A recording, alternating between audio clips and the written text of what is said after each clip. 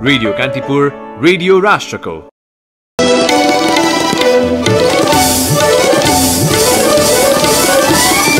कक्षा 12 को परीक्षा यथाशक्य छिटो सञ्चालन गर्न सरकारलाई संसदीय समितिको निर्देशन। स्वास्थ्य मन्त्रालयसँग समन्वय गरी परीक्षाको मिति तोक्ने शिक्षा मन्त्रालयको तयारी। विभाजन रोकेर पार्टीमा फर्किन माधव नेपाल समूहलाई एमाले स्थायी समितिको आग्रह। माधव नेपाल भन्नुहुन्छ, ओलीले ढोका बन्द गरेपछि नयाँ पार्टी खोलेका हौं। क्रियाशील सदस्यको सूची सार्वजनिक गर्न कंग्रेसका विभिन्न जिल्ला सभापतिहरूको माग।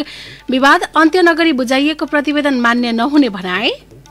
इन्डो पेसिफिक रणनीति कुनै देश विरुद्ध नरहेको अमेरिकी उपराष्ट्रपति ह्यारिसको भनाई। साउथ चाइना सीमा चीनले त्रास र धम्की दिएको आरोप। र एएफसी महिला एसियन कपको छनौटका लागि नेपाली महिला फुटबल टोलीको घोषणा। नमस्कार, कान्तिपुर डायरीका साथमा सूरज र इन्द्रलक्ष्मी। समाचार अब विस्तारमा। प्रतिनिधि सभाको शिक्षा तथा स्वास्थ्य समितिले कक्षा 12 को परीक्षा भौतिक रूपमै छिटो सञ्चालन गर्न सरकारलाई निर्देशन दिएको छ। समितिको आजको बैठकले सरकारवालासँगको छलफलपछि कक्षा 12 को परीक्षा छिटो सञ्चालन गर्न सरकारलाई निर्देशन दिएको हो। सीसीएमसीको गलत निर्णयका कारण परीक्षा स्थगित हुन पुगेको संसदीय समितिको निष्कर्ष छ। विद्यार्थीलाई चाँडो खोप दिएर पहिल्यै तय भएको मोडल अनुसार परीक्षा गर्न निर्देशन दिएको समिति सभापति जयपुरी घरतीले जानकारी दिनुभयो। राष्ट्रिय परीक्षा बोर्डले विद्यार्थी पढेकै विद्यालयमा परीक्षा दिन पाउने व्यवस्था गरेको छ भने 200 भन्दा बढी परीक्षार्थी भएका केन्द्रमा उपकेन्द्र बनाएर परीक्षा सञ्चालन गर्ने तयारी गरेको छ। समितिको निर्देशनपछि शिक्षा विज्ञान तथा प्रविधि मन्त्रालयका सचिव रामप्रसाद थपलियाले स्वास्थ्य मन्त्रालयसँग समन्वय गरेर परीक्षाको मिति तय गर्ने जानकारी दिनुभयो। गत साउन 31 गतेदेखि हुने भनिएको परीक्षा स्वास्थ्य मन्त्रालय र सीसीएमसीको सिफारिसमा स्थगित गरिएको छ। कक्षा 12 को परीक्षा स्थगित गर्ने तर त्रिभुवन लगायतका अन्य विश्वविद्यालय, विदेशी बोर्ड र कक्षा 11 को परीक्षा भने निर्बाध रूपमा सञ्चालन गर्न दिएको भन्दै आलोचना भएको थियो। राति 8 बजेपछि पनि सवारी साधन सञ्चालन गर्न पाउने गरी जिल्ला प्रशासन कार्यालय काठमाडौँले यसअघिको व्यवस्थालाई निरन्तरता दिँदै एक साता निषेधाज्ञा थप गरेको छ। जिल्ला प्रशासन कार्यालय काठमाडौँले आज सूचना जारी गर्दै यही भाद्र 16 गतेसम्म निषेधाज्ञा जारी रहने उल्लेख गरेको हो। सबै प्रकारका सभा सम्मेलन, मनोरञ्जन स्थल, संग्रहालय, रंगशालामा हुने दर्शकसहितको खेल लगायत गतिविधि गर्न रोक लगाइएको छ। भौतिक उपस्थितिमा पठन पाठन गर्न नमिले पनि तोकिएको स्वास्थ्य मापदण्ड पालना गरेर परीक्षा सञ्चालन गर्न भने पाइने सूचनामा उल्लेख छ। काठमाडौँका सीडीओ कालीप्रसाद पराजुलीले जारी गर्नुभएको निषेधाज्ञा सम्बन्धी सूचनामा सर्वसाधारणको आवत जावत र सार्वजनिक यातायातका साधन सञ्चालनमा यसअघिकै आदेशलाई निरन्तरता दिएको छ। वैशाख 16 गतेबाट सुरु भएको निषेधाज्ञा खुकुलो बनाइदै लगे पनि कोरोना संक्रमणको जोखिम कायमै रहेको निष्कर्षसहित प्रशासनले निषेधाज्ञालाई निरन्तरता दिँदै आएको छ।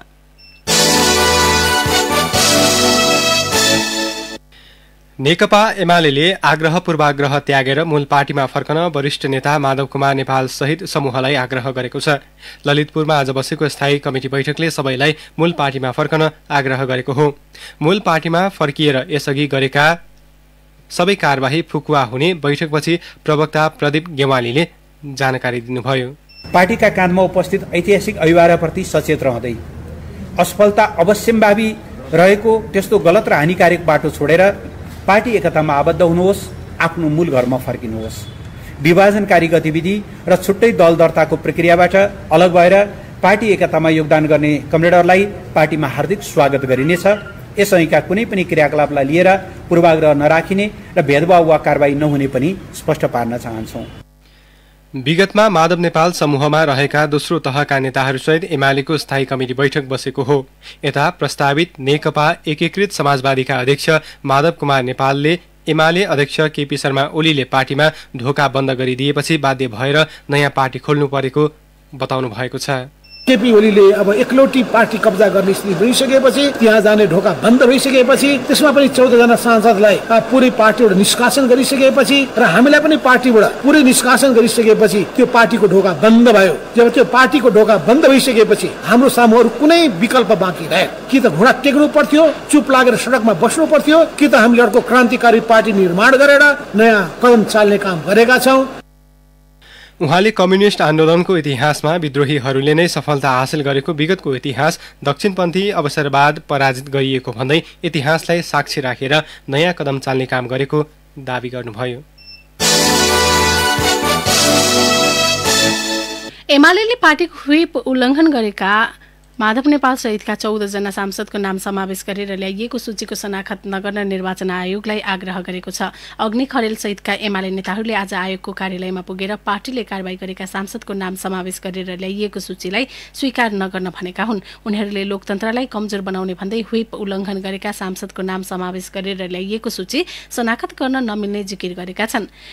नेकपा एमालेका निर्वाचन विभाग प्रमुख खरेलले शनाखतको प्रक्रियामा नेकपा एमालेलाई समावेश गर्न जरुरी रहेको बताउनुभयो। एमाले दल फुटाउनका निम्ति अध्यादेश ल्याएको भन्दै खरेलले मूल दल एमालेलाई रोहबरमा राखेर काम गर्न सुझाव दिनुभयो।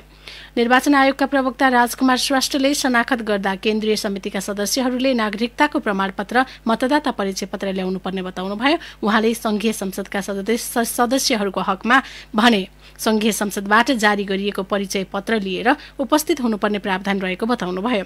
आयोगले शनाखतका लागि नेपाल समूहलाई भोलि बोलाएको छ।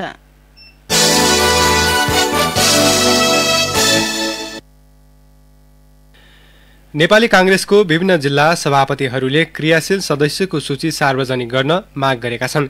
क्रियाशील सदस्यता विवाद टुङ्गिएको भोलिपल्ट ललितपुर स्थित पार्टी कार्यालयमा धरना दिन पुगेका जिल्ला सभापतिहरूले त्रुटि सच्याएर विधिसम्मत ढंगले क्रियाशील सदस्यताको सूची सार्वजनिक गर्न माग गरे। नुवाकोट जिल्ला सभापति जगदीश्वर नरसिंह केसीले पार्टीको विधि विधान बमोजिम त्रुटि सच्याएर मात्र क्रियाशील सदस्यताको विवरणलाई अन्तिम रूप दिन माग गर्नुभयो। प्रत्येक सदस्यको क्रियाशील सदस्यताको बारेमा सुसूचित हुन पाउने अधिकारको सम्मान गर्दै अविलम्ब क्रियाशील सदस्यताको सम्पूर्ण सूची सार्वजनिक गरियोस् भन्ने यो हाम्रो माग सहित आज 2 घण्टा धरना बस्यौं। बेलुकासम्म हाम्रो माग पुरा हुन्छन् भने ठिकै छ, नत्र भने भोलि दिन 24 घण्टे अनसन जिल्ला सभापतिहरूको नेतृत्वमा पूर्व सभापति महासमिति महाधिवेशन भातृ तथा संस्थाहरूका साथीहरू सहित हामी भिडियो अनसनमा भोलि दिन सुरु हुन्छ। क्रियाशील सदस्यता विवाद टुङ्ग्याउन गठित कार्यदलले विवाद अन्त्य गर्न नसकेपछि शीर्ष तहका नेताहरू कृष्ण सिटौला, रमेश लेखक, मिनेन्द्र रिजालको टोलीलाई जिम्मेवारी सुम्पिएको थियो। टोलीले लामो छलफल गरेपछि गए राति मात्रै सभापति शेरबहादुर देउवालाई विवाद अन्त्यको अन्तिम प्रतिवेदन हस्तान्तरण गरेको थियो। नेता गगन थापाले अझै थुप्रै कुराहरू सुधार गर्नुपर्ने भएकाले विगतका गल्ती नदोहोर्याउन आग्रह गर्नुभयो। कार्यतालिका प्रभावित हुन्छ भनेर छानबिन यो अहिले प्रकाशित गर्ने लागेन चाहिँ कार्यतालिका चाहिँ भने जस्तो हुने अधिवेशन प्रभावित हुन्छ। म त दर्जनौं ठाउँमा त्यो त्रुटिहरू भएको पाइरहेको छु, जसलाई फेरि एकदम सामान्य सच्याउन सकिन्छ। म एउटा वडाको क्रियाशील, मेरो नाम प्रकाशित हुँदै गर्दा अर्को वडामा निस्क्यो भने म त मेरो तल अधिवेशन प्रभावित भयो। त्यसैले हामीले कार्यतालिका प्रभावित हुने गल्ती कमजोरी पहिला अरू धेरै गरिसक्यौँ, अब अधिवेशन प्रभावित हुने काम नगरौँ। पार्टी कार्यालयमा धरनामा रहेका कैलाली क्षेत्र नम्बर 1 का क्षेत्रीय सभापति भुवनेश्वर अधिकारीले क्रियाशील सदस्यता नवीकरण तथा वितरणको काम जस्ताको त्यस्तै सार्वजनिक गर्न माग गर्नुभयो। 32 दिनदेखि पार्टी कार्यालयमा धरनामा बसेका अधिकारीले नेताहरू निर्णय गर्न पनि नसक्ने र निष्कर्ष पनि निकाल्न नसक्ने प्रवृत्तिका कारण समस्या भएको बताउनुभयो। प्रदेशले विधि नपुर्याएर पठाएपछि मैले इन्ट्री गरेन र त्यो इन्ट्री नगरेका 586 नाम सिधै केन्द्रमा चाहिँ इन्ट्री भएको पाइएको छ र छानबिन समितिलाई पनि हामीले सप्रमाण कागजात डकुमेन्टहरू बुझाएर हामीले उहाँलाई कन्भिन्स पनि गर्ने प्रयास गर्यौं, तर उहाँहरू कन्भिन्स गर्न सक्नु भएन र उहाँहरूले नाम समावेश गर्ने प्रयास गरेका कारणले हामी धरनामा छौं। उनीहरूले सदस्यताको विवरण पार्टीको वेबसाइटमा सार्वजनिक गर्दा धाँधली भएको आरोप लगाएका छन्। सदस्यताको सूची सार्वजनिक भएपछि मात्रै अधिवेशनको प्रक्रिया अघि बढाउन पनि उनीहरूले माग गरेका छन्। कान्तिपुर डायरीमा अब ब्रेकको पालो। ब्रेकपछि अब बाँकी प्रसंगमा कान्तिपुर सविस्तार। कान्तिपुर सविस्तार। कोरोना संक्रमणका कारण ठप्प प्राय रहेको शैक्षिक क्षेत्रलाई चलायमान बनाउन सरकारले विभिन्न विकल्प सहित पठन पाठनको व्यवस्था गर्यो। पहुँचका आधारमा अनलाइन, टिभी, रेडियो शो अध्ययन र कम्प्युटर प्रणालीबाट अध्ययनको व्यवस्था मिलाउन सरकारले हरसम्भव प्रयत्न गर्यो। वैकल्पिक सिकाइ प्रणालीको रूपमा विकास गरिएको अनलाइन कक्षा सञ्चालनमा निजी क्षेत्रबाट सञ्चालित विद्यालय केही हदसम्म सफल भए पनि सामुदायिक विद्यालयमा भने अपेक्षा अनुसार विस्तार हुन सकेको छैन, जसका कारण राज्यको बजेट खेर जाने मात्र होइन, सामुदायिक विद्यालयमा अध्ययनरत विद्यार्थीको सिकाइ उपलब्धि समेत खस्कने चिन्ता बढेको छ। अहिले घरमै पढो एकछिन किताब हेऱ्यो त्यस्तै। अनलाइन क्लास भन्ने कुरा थाहा छ? थाहा छ। अहिले हाम्रो अनलाइन क्लास त भएको छैन, हुन चाहिँ लागेको छ। कहिलेदेखि हुनेछ त्यो त थाहा छैन। झापाको अर्जुनधारा नगरपालिका 1 सिस्ने स्थित सिंहदेवी माध्यमिक विद्यालयमा कक्षा 9 मा अध्ययनरत निर्मला थापा जस्तै अर्की विद्यार्थी रेखा घिमिरे समेत आफ्नो विद्यालयमा अनलाइन कक्षा छिट्टै सुरु होस् भन्ने चाहन्छन्। कहिलेकाहीँ स्कुल आउँछ, अब अनलाइन क्लास हुन्छ अरे, सिम दिनको लागि बोलाउँदै हुन्थ्यो, अब साथीहरूसँग भेटे जस्तो हुँदैन। संक्रमण जोखिम पश्चात सरकारले वैकल्पिक शिक्षा प्रणालीको अवधारणा अघि सार्यो, जस अन्तर्गत रेडियो, टेलिभिजन, अनलाइन स्व अध्ययन सामग्री तथा कम्प्युटरको पहुँचमा हुने विद्यार्थी गरी 5 वटा वर्ग समेत विभाजन गरियो, जसमा सबैभन्दा कम अनलाइनको पहुँचमा 17% विद्यार्थी रहेको शिक्षा तथा मानव स्रोत विकास केन्द्रले सार्वजनिक गरेको तथ्याङ्कमा उल्लेख छ। सो मध्ये 14% शहर केन्द्रित र ग्रामीण क्षेत्रका 3% विद्यार्थी मात्र अनलाइनको पहुँचमा रहेको देखिएको छ। झापाको अर्जुनधारा नगरपालिका भए पनि सो क्षेत्रमा सूचना प्रविधिको प्रवर्धन नभएका कारण सामुदायिक विद्यालयका विद्यार्थी प्रत्यक्ष रूपमा विद्यालयको पढाइबाट वञ्चित हुँदै आएका छन्। कोरोना संक्रमण जोखिमका कारण चर्चामा आएको अनलाइन शिक्षा प्रणाली हाल ठूला शहरमा मात्र केन्द्रित देखिएका छन्। नेपाल टेलिकम संघको सहकार्यमा अनलाइन प्रणाली सञ्चालन गर्ने योजना समेत प्रभावकारी नभएको केन्द्रले जनाएको छ। केन्द्रका निर्देशक माधव दाहाल भन्छन्, नेपाल टेलिकम संघको सहकार्यमा एउटा ग्रुप गठन गरेर विद्यालयलाई एउटा ग्रुपमा विभाजन गरेर त्यो विद्यालयले सबै बालबालिकाहरूलाई चाहिँ नि त्यो रिचार्ज गर्नको लागि चाहिँ नि 100 रुपियाँ पैसा चाहिँ नि टक टाइमको चाहिँ व्यवस्था टेलिकमसँग सहकार्य गरेर मिलाएको छ र त्यो पैसा बच्चाहरूले चाहिँ हामीले तिर्दिने व्यवस्था मिलाएका छौँ र त्यो भनेको चाहिँ करिब 3 अरब जति चाहिँ नि त्यसमा हामीले छुट्याएका थियौँ अघिल्लो साल, तर त्यति खर्च भएन। अनलाइन शिक्षा प्रणालीको प्रभावकारितामाथि प्रश्न उठ्ने निश्चित भएपछि सरकारले टेलिभिजन, रेडियो तथा स्व अध्ययन सामग्री मार्फत सिकाइ क्रियाकलाप शुरू गर्यो, जस अन्तर्गत टेलिभिजनको पहुँचमा 50%, रेडियोको पहुँचमा 80 तथा स्व अध्ययनको सामग्रीबाट 20% विद्यार्थी लाभान्वित भएका छन्। आम विद्यार्थीमा प्रविधिको पहुँच नभएका कारण वैकल्पिक सिकाइ माध्यमलाई प्रभावकारी बनाउन नसकिएको शिक्षा मन्त्रालयको ठहर छ। मन्त्रालयका प्रवक्ता दीपक शर्मा, अनलाइन भनेको शहरी र ग्रामीण मात्रै होइन, त्यो चाहिँ विद्यार्थीको प्रविधिमाथि पहुँच कस्तो छ भन्ने कुराले हुन्छ। अब शहरमा बसेको एउटा बालबालिका चाहिँ विद्यार्थीसँग उसँग कुनै डिभाइस छैन, उसको कनेक्टिभिटी छैन, त्यो पहुँचभन्दा बाहिर छ भने उसको स्कुलमा मात्रै कनेक्टिभिटी, ल्याब, इन्टरनेट भएर अर्थ राख्दैन। त्यसैले हामीले जोड दिएको कुरा चाहिँ के हो भने सहर गाउँको त अवस्था एउटा परिवेश छँदैछ, तर त्योभन्दा पनि विद्यार्थीहरू प्रविधिमाथि पहुँच छ कि छैन भन्ने कुरा हो। संक्रमण जोखिम महामारीले प्रविधिको पहुँचमा पनि हुने र नहुने गरी विद्यार्थी 2 कितामा बाँडिएका छन्, जसका कारण सिकाइ उपलब्धिका रूपमा मुलुकले ठूलो नोक्सानी बेहोर्नु पर्ने शिक्षाविद बालचन्द्र लुइटेलको तर्क छ। शिक्षकको त्यसै अनुसारको तयारी, पाठ्यक्रम, पाठ्य पुस्तकहरू त्यसै प्रकारले तयार गर्नु पर्यो। त्यो काम हामीले यो 1.5 वर्ष 2 वर्षमा गरिसकेको हुनु पर्थ्यो। शिक्षा मन्त्रालयले आकस्मिक योजना बनाउनु पर्थ्यो। केही गाइडलाइन बाहेक आकस्मिक एजुकेसन इन इमर्जेन्सीको योजना बनाउन सकेन, अहिलेसम्म बनाएको छैन। अहिले त मन्त्री नै हुनुहुन्न। अब चाँडै नै त्यतापट्टि नलाग्ने हो भने अर्को 2-3 वर्ष हामी यस्तै अन्यलमा बस्ने हो भने हुनसक्छ हामी विक्रमसम्म 2010, 12, 15 अथवा 2018 भन्दा अगाडिको अवस्थामा शैक्षिक उपलब्धिको हिसाबले त्यो बेलाको अवस्थामा पुग्न सक्छ। संघीय सरकारले कुल बजेटको करिब 11% शिक्षा क्षेत्रमा छुट्याउने गरेको छ। सरकारले विनियोजन गरेको शिक्षा क्षेत्रको बजेट शिक्षक र विद्यार्थीको वृद्धि विकासका लागि 25% मात्र खर्च हुने गरेको छ। बाँकी 75% तलब भत्तामा खर्च हुने गर्दछ। शिक्षा क्षेत्रको लगानी र विद्यालयमा हुने सिकाइ उपलब्धिले 2 किसिमको जनशक्ति उत्पादन हुँदै आएको छ। कोरोना कहरका कारण थलिएको शिक्षा क्षेत्र सुधारबारे सरकारले बेलैमा नसोच्ने हो भने राज्यलाई दीर्घकालीन नोक्सानी हुने निश्चित प्राय छ। रेडियो कान्तिपुरका लागि झापाबाट फर्किएपछि रमेश दुलाल। कान्तिपुर सविस्तार।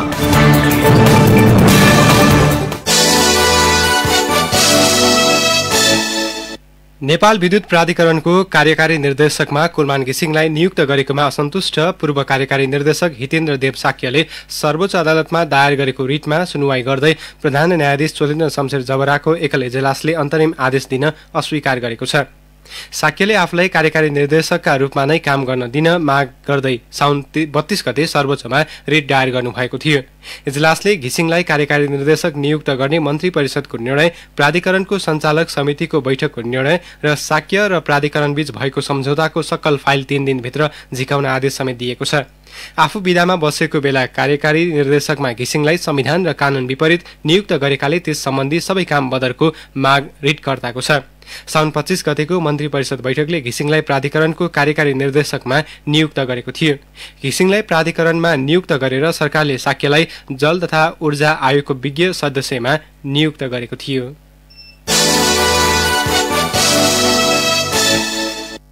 लागु औषध मुद्दामा रौतहटका पत्रकार मोहम्मद मुजिबुल्लाहलाई फसाउन खोजेको घटनामा जिल्ला प्रहरी प्रमुखकै भूमिका शंकास्पद देखिएको भन्दै प्रहरी प्रधान कार्यालयले छानबिन समिति गठन गरेको छ। हेडक्वार्टरमा कार्यरत एसएसपी कृष्ण महतको नेतृत्वमा 4 सदस्यीय छानबिन समिति बनेको केन्द्रीय प्रहरी प्रवक्ता वसन्त बहादुर कुँवरले जानकारी दिनुभयो।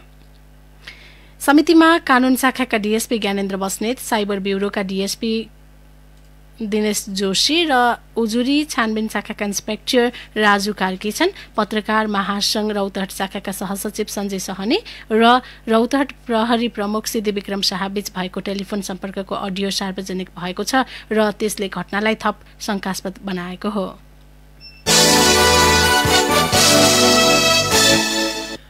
नेपालमा पछिल्लो 24 घण्टामा कोरोना संक्रमणका कारण थप 35 जनाको मृत्यु भएको छ। अहिलेसम्म नेपालमा संक्रमणका कारण 10,568 जनाको मृत्यु भइसकेको स्वास्थ्य तथा जनसङ्ख्या मन्त्रालयले जनाएको छ। पछिल्लो 24 घण्टामा 2,525 जनामा कोरोना संक्रमण पुष्टि भएको छ। 14,810 परीक्षणबाट सो संख्यामा संक्रमित थपिएको मन्त्रालयले जनाएको छ। सोही अवधिमा 2086 जना संक्रमण मुक्त भएका छन्। नेपालमा हाल 38,250 जना सक्रिय संक्रमित छन्। तीमध्ये 620 जनाको आइसियुमा र 170 जनाको भेन्टिलेटरमा उपचार भइरहेको छ। कान्तिपुर डायरीमा अब लमजुङ डायरीको पालो। लमजुङ डायरीबाट आश गुरुङको नमस्कार। लमजुङमा 41,307 जनाले कोरोना भाइरस विरुद्धको पूर्ण खोप पाएका छन्। स्वास्थ्य कार्यालयका अनुसार पहिलो मात्राको खोप लगाउनेको संख्या 59,700 जना रहेको छ। कोभिसिल्ड खोपको पहिलो मात्रा 18,081 जनाले लगाएका छन्। दोस्रो मात्रा 4,228 जनाले लगाएका छन्। कोभिसिल्डको पहिलो मात्रा लगाएका 12,606 जनाले दोस्रो मात्रामा अस्ट्राजेनेका खोप लगाएका छन्। बेरोसेल खोपको पहिलो मात्रा 26,159 जना र दोस्रो मात्रा 15,347 जनाले लगाएका छन्। जोनसन एन्ड जोनसन खोप 12,379 जनाले लगाएका स्वास्थ्य कार्यालयले जनाएको छ। स्थानीय सरकार सञ्चालन ऐन 2074 परिच्छेद 6 को दफा 14 अनुसार स्थानीय तहले आवधिक योजना निर्माण गर्नुपर्ने भए पनि लमजुङका कुनै पनि स्थानीय तहले बनाएका छैनन्। वार्षिक रणनीतिक योजना, विषयगत क्षेत्रगत मध्यकालीन तथा दीर्घकालीन विकास योजना बनाई लागू गर्नुपर्ने भनिएकोमा त्यो पनि बनाएका छैनन्। विशेषर नगरपालिका प्रमुख गुमान सिंह अर्याल र राइनस नगरपालिका प्रमुख सिंहबहादुर थापाले आवधिक योजना निर्माणको चरणमा रहेको बताउनु भएको छ। दोर्दी गाउँपालिकाले सडक संरक्षणका लागि सडक हेरालु राखेको छ। बेरोजगार 18 जना युवालाई सडक हेरालुको जिम्मा दिएको गाउँपालिका रोजगार संयोजक धर्म गुरुङले बताउनुभयो। उनीहरूलाई 3 महिनाका लागि सडक हेरालुको रूपमा नियुक्त गरेर पठाएको गाउँपालिका अध्यक्ष ओम बहादुर गुरुङले बताउनुभयो। हरेक ओडाबाट 2-2 जना छनौट गरी भदौ, असोज र कार्तिक महिनासम्मका लागि सडक र नाला सरसफाइको जिम्मा दिइएको छ। बेसीचर नगरपालिकाले 4 वर्षको अवधिमा 34 वटा सडक कालोपत्रे गरेको छ। नगरपालिकाको 60% र उपभोक्ताको 40% लगानीमा नगरभित्रका 5 किलोमिटर 610 मिटर सडक कालोपत्रे गरिएको नगर प्रमुख गुमान सिंह अर्यालले बताउनुभयो। नगरपालिकाले आर्थिक वर्ष 2077-78 मा मात्रै 5 वटा सडक कालोपत्रे गरेको छ। नगरपालिकाले बजारभित्रको सडक निर्माणको लागि 4,14,66,305 रुपैयाँ खर्चेको छ। हवस् त लमजुङ डायरी आजलाई यति नै। आज गुरुङ बिदा हुन्छु। नमस्कार। लमजुङ डायरी पछि कान्तिपुर डायरीमा पुनः ब्रेकको पालो। कान्तिपुर डायरीमा आर्थिक समाचार। नेपाल स्टक एक्सचेन्जका प्रमुख कार्यकारी अधिकृत सीईओ चन्द्रसिंह साउदले राजीनामा दिनुभएको छ। बुक बिल्डिङ प्रक्रियामा रहेको सर्वोत्तम सिमेन्टको सेयर श्रीमतीको नाममा खरिद गरेपछि विवादमा तानिएका सीईओ साउदले आज पदबाट राजीनामा दिनुभएको हो। पदबाट राजीनामा दिएसँगै पत्रकार सम्मेलन गर्दै उहाँले आफूले विद्यमान नियम कानून अनुरूप नै सेयर खरिद गरेको बताउनुभयो। अन्तर्राष्ट्रिय कानूनलाई परिभाषित गर्दै आफूलाई दोषारोपण गरिएको भन्दै उहाँले सरकारले छानबिन समिति समेत बनाएको सन्दर्भमा सरकारलाई सघाउन राजीनामा दिएको बताउनुभयो। धितोपत्र बजारमा आज उच्च अङ्कले गिरावट आएको छ। शेयर कारोबार मापक नेप्से परिसूचक आज 56.3 अङ्कले घटेर 3,124.87 बिन्दुमा पुगेको छ। नेप्से ओह्रालो लागे पनि कारोबार रकम 16 अर्ब रुपियाँ नाघेको छ। नेप्सेमा आज कुल 225 कम्पनीका 1,56,913 कारोबारबाट 2,53,16,000 किता शेयर किनबेच भए, जस अन्तर्गत 16 अर्ब 12,44 लाख रुपियाँ बराबरको कारोबार भएको छ। अब अन्तर्राष्ट्रिय समाचार। दक्षिण पूर्वी एसियाको भ्रमणमा रहेकी अमेरिकी उपराष्ट्रपति कमला ह्यारिसले इन्डो पेसिफिक रणनीति कुनै देश विरुद्ध नरहेको बताउनु भएको छ। इन्डो पेसिफिक क्षेत्र अमेरिकाको सुरक्षा र समृद्धिका लागि निकै महत्त्वपूर्ण रहेकोमा जोड दिँदै ह्यारिसले आफ्नो रणनीतिलाई देश विशेष विरुद्धको नीतिको रूपमा हेर्न नहुने बताउनु भएको हो। चिनिया नीतिको कडा आलोचना गर्दै सिंगापुरमा अमेरिकी उच्च अधिकारीले दिएको यो अभिव्यक्तिले फेरि एकपटक विश्व राजनीतिलाई तरङ्गित बनाउने विश्लेषण भएको छ। एक सामग्री।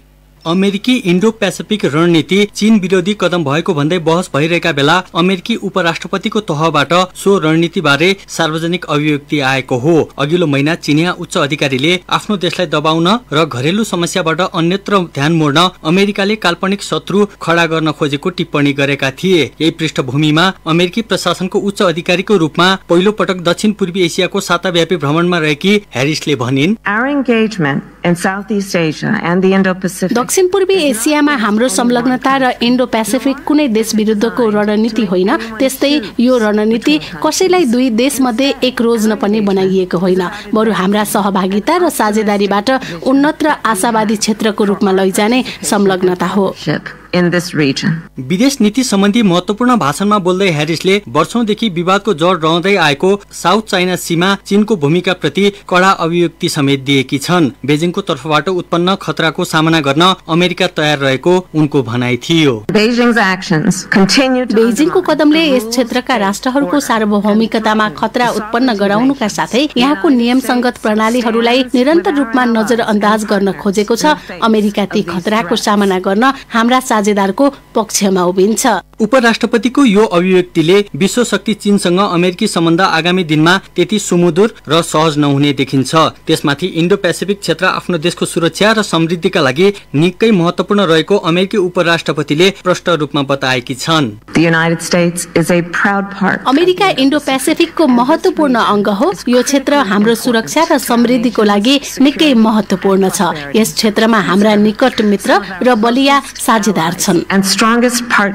दक्षिण पूर्वी एसियामा अमेरिकाले दशकौंदेखि सुरक्षा र आर्थिक संलग्नता मार्फत दरिलो उपस्थिति देखाउँदै आएको छ भने सो क्षेत्रमा आफ्नो प्रभाव विस्तारका लागि चीनले पनि बेल्ट एन्ड रोड इनिसिएटिभ लगायत कार्यक्रम सहित आक्रामक नीति अवलम्बन गर्दै आएको छ। अमेरिका खुल्ला र स्वतन्त्र इन्डो पेसिफिकको पक्षमा रहेको र यी क्षेत्रका मूलको चासो सम्बोधन गर्न तयार रहेको भन्ने ह्यारिसको अभिव्यक्तिले विश्व राजनीतिलाई तरङ्गित पार्न सक्ने आंकलन गरिएको छ। रेडियो कान्तिपुरका लागि अनिल बोगटी। अब खेल प्रसंग। एएफसी महिला एशियन कप 2022 को छनौटका लागि नेपाली महिला फुटबल टोलीको घोषणा भएको छ। अखिल नेपाल फुटबल संघ एन्फाले बन्द प्रशिक्षणमा रहेका 28 जना खेलाडी मध्येबाट 23 जनाको नाम घोषणा गरेको हो। अमिषा कार्की, अञ्चली वाइवा, हिमा चौधरी, मनिषा राउत र शर्मिला थापा भने टोलीबाट बाहिरिएका छन्। अन्य 6 जना नयाँ अनुहार थपिएका छन्। प्रीति राई, रश्मि घिसिङ, सविता राणा, रजनी थोकर, डिफेन्डर सृजना सिंह र निशा थोकर पहिलो पटक राष्ट्रिय टिममा परेका छन्।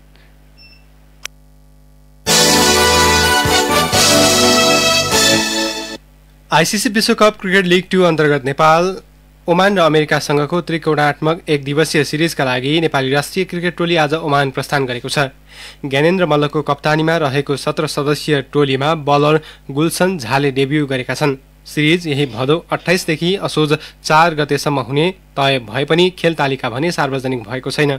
ओमान र अमेरिकासँगको सिरिज अघि नेपालले ओमानमा पपुवा न्युगिनीसँग 2 एक दिवसीय खेल खेल्नेछ। दुई टोली बीचको खेल भदौ 20 र 23 गते हुनेछ।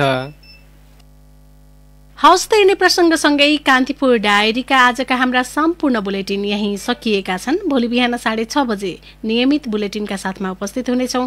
तबसम्मलाई सूरज र इन्द्रलक्ष्मी बिदा हुन्छौँ। नमस्कार, शुभरात्री।